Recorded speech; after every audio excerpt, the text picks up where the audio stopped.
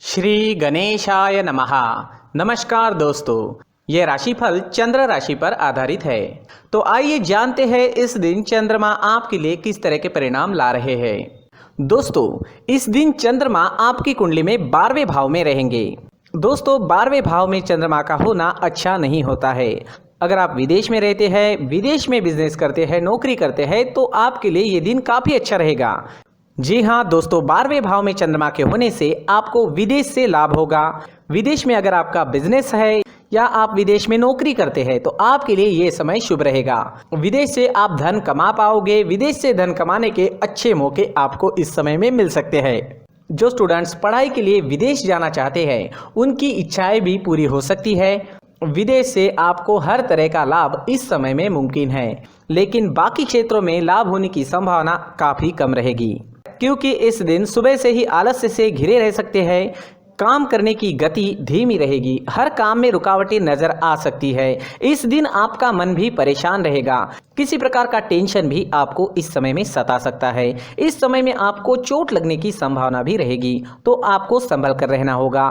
इस वक्त आपको यात्राएं भी करनी पड़ सकती है, लेकिन यात्रा करने के लिए समय अनुकूल नहीं है। अगर करनी ही पड़े तो सावधानी जरूर बरतें, कहीं पर भी लापरवाही ना दिखाए। अगर हो सके तो यात्राएं कुछ समय के लिए टाल दे तो ज्यादा अच्छा रहेगा। व्यापारियों को काम में रुकावटें, नुकसान होना और पैसे फंसने की संभावना इस समय में बन रही है।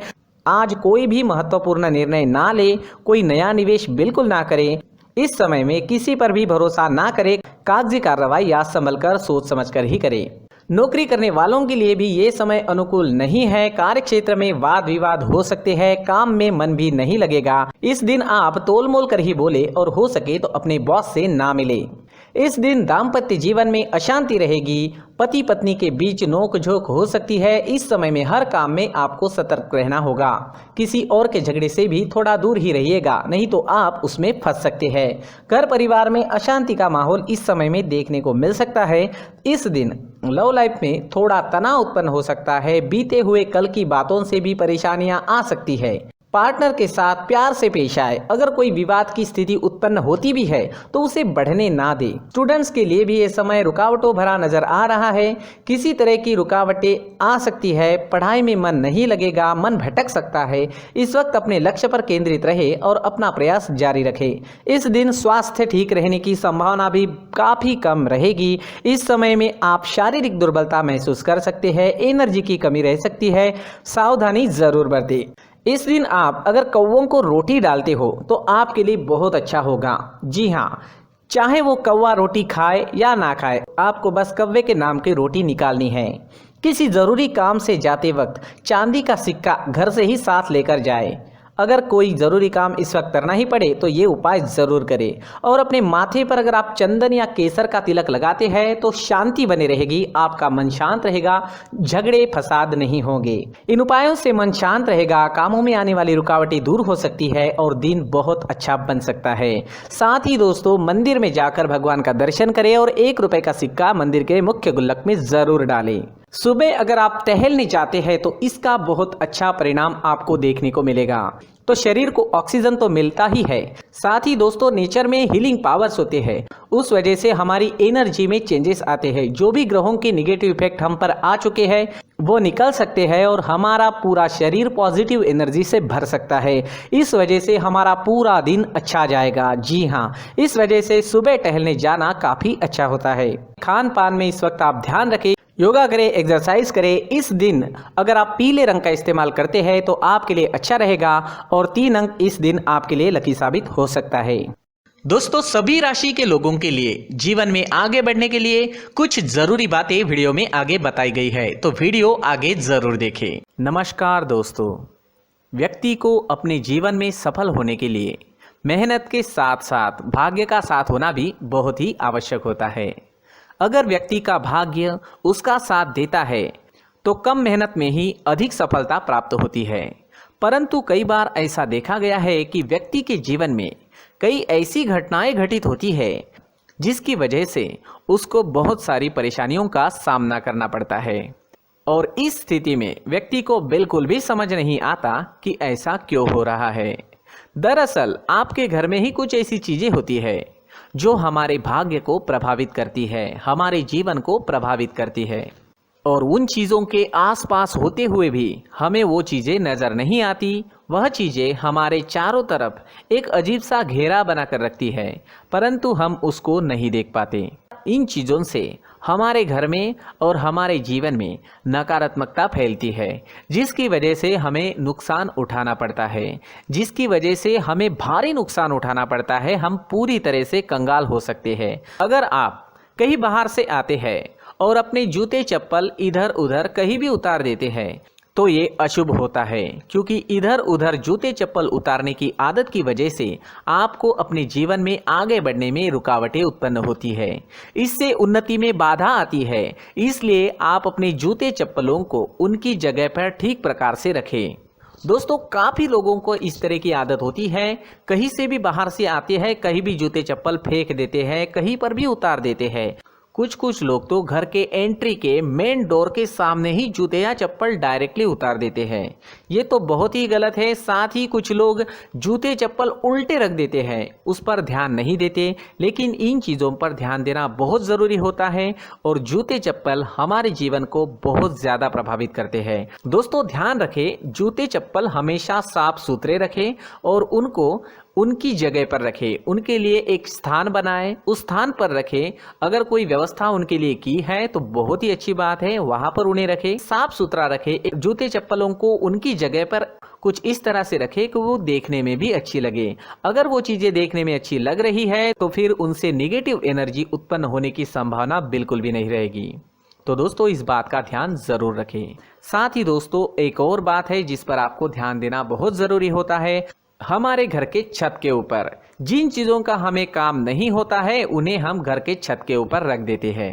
ऐसा करते करते देखेंगे तो घर के छत के ऊपर कबाड़ जमा दिखता है। जी हाँ, जो चीज़ें हमें लगता है आगे जाके हमारे काम में आ सकती है वो हम घर के ऊपर रख देते हैं, लेकिन वो चीज़ें तो काम में नहीं आती। हमारे जीवन पर वो चीज़ें बहुत ही गहरा निगेटिव इफेक्ट डालती है। इसलिए हमारे घर के ऊपर का जो भी एरिया है वो पूरी तरह से साफ सुथरा रखें। जी हाँ, साफ सुथरा रखना है और एक भी बिना काम की चीज हमारे घर के ऊपर नहीं रखनी है। दोस्तों, नहीं तो हम जीवन में मेहनत करते ही रहेंगे और हम जितना पा सकते हैं उतना नहीं पा सकेंगे, क्योंकि ये चीजें हमें कहीं ना कहीं हमारे जीवन में पीछे रखेगी। इस वजह से घर के छत को पूरी तरह से साफ रखें, पूरी तरह से साफ सुथरा रखें, क्लीन रखें। साथ ही दोस्तों, हम हमेशा देखते हैं घर के ऊपर जाने के लिए जो सीढ़ियां हैं, उन सीढ़ियों के नीचे जो जगह होती है वहां पर सामान हमेशा रख दिया जाता है। वो जगह ही ऐसी है कि सामान को खींच ही लेती है। वहां पर आपको कुछ ना कुछ सामान मिलेगा ही। जिन लोगों को पता नहीं है उनके घर आपको सामान मिलेगा ही, लेकिन जिन्हें पता है वो लोग हमेशा सीढ़ियों के नीचे की जगह साफ सुथरी रखते हैं और एक भी चीज वहां पर आपको नहीं मिलेगी।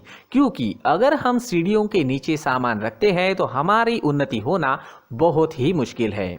जी हाँ, सीढ़ियों के नीचे कूड़ा कचरा कबाड़ अगर हम जमा करके रखते हैं, कोई भी सामान रख देते हैं, तो उस वजह से माँ लक्ष्मी हम पर प्रसन्न नहीं होती। माँ लक्ष्मी हमारे घर में आने की संभावना बहुत ज़्यादा कम हो जाती है। तो दोस्तों, इन चीज़ों पर ध्यान रखें। हमारे घर की जो सीढ़ियाँ होती है उनकी नीचे की जगह हमेशा साफ सुथरी रखें, क्लीन रखें।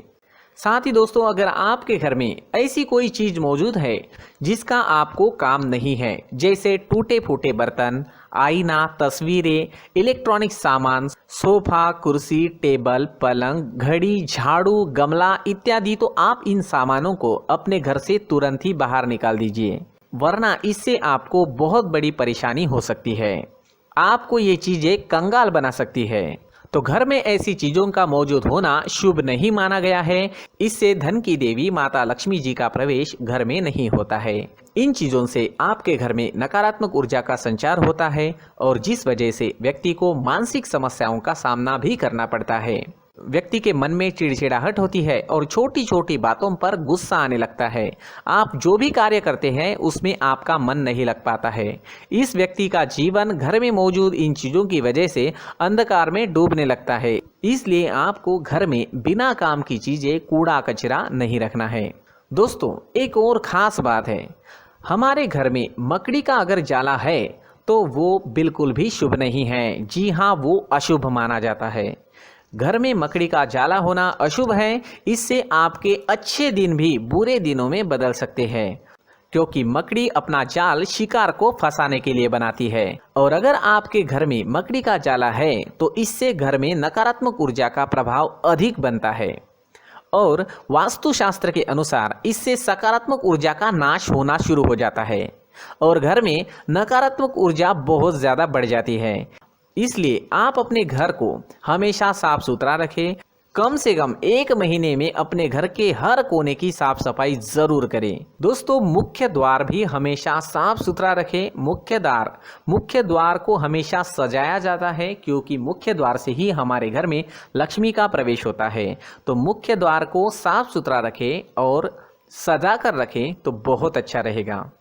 इससे मानसिक रोग और घर की परेशानियां दूर हो जाएगी, धन की कोई कमी नहीं रहेगी और इसके साथ साथ आय के नए स्रोत भी खुलने लगेंगे। इसी के साथ और कुछ चीज़ें हैं, जैसे टूटी फूटी जो भगवान की मूर्तियां होती है वो हमारे घर में नहीं रखनी चाहिए।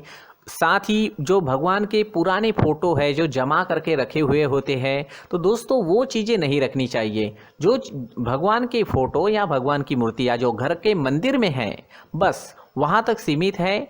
अगर आपके घर के शोकेस में भी वो मूर्तियाँ रखी है, कुछ फोटो रखे थे, उन्हें भी साफ करते रहना चाहिए। जिन चीज़ों को हम मेंटेन नहीं कर पाते, साफ नहीं रख पाते, उन चीज़ों को घर से हटा देना ही आपके लिए अच्छा रहेगा।